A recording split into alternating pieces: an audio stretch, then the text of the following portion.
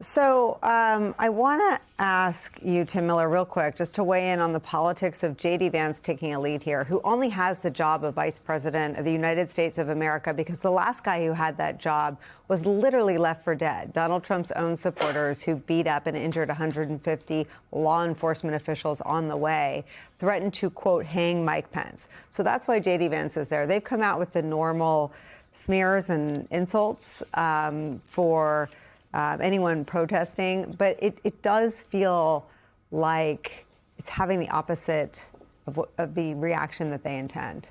Yeah.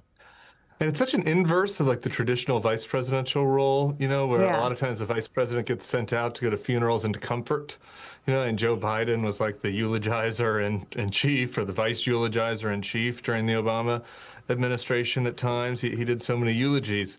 And I remember, I grew up by Columbine. I remember Al Gore coming out when Clinton was president then.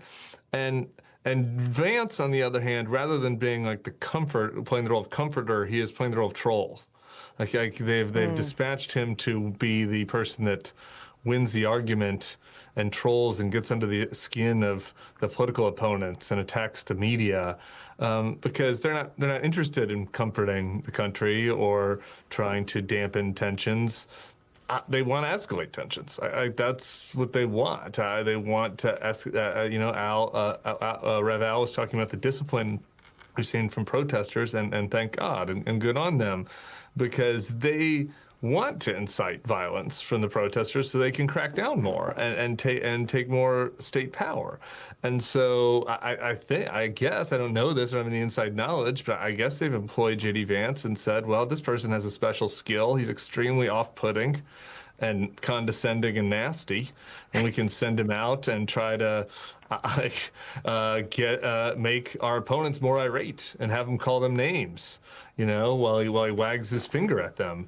It's an extremely unappealing, but I think that it is serving a purpose for in some senses, and I think it's also serving a purpose in supporting their base, who they want to feel like their crazy arguments are being validated.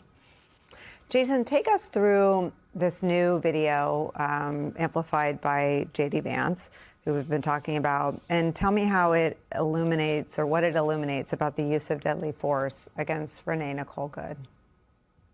Yeah, thank you. Looking at this video and the totality, and looking at this holistically from the videos it showed, the sort of investigation that should go on here should be thorough, independent, and holistic.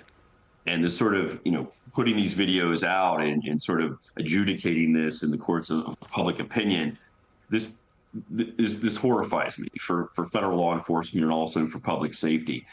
But looking at this video, there's, ICE officers and federal law enforcement in general have procedures, tactics, and best practices. I see a lot of those here failing. I was involved in dozens of investigations as chief of staff of ICE. I've been involved in DOD investigations in my past career. This clearly is not the way that this should be handled.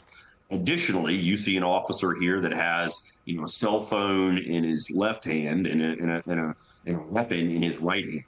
And sort of that sort of practice and sort of filming this and engaging sort of the individuals that were not being targeted in this arrest, but sort of engaging them in this manner, the use of sort of the weapon around other law enforcement officers puts those officers at risk. There's dozens of people standing around in the community.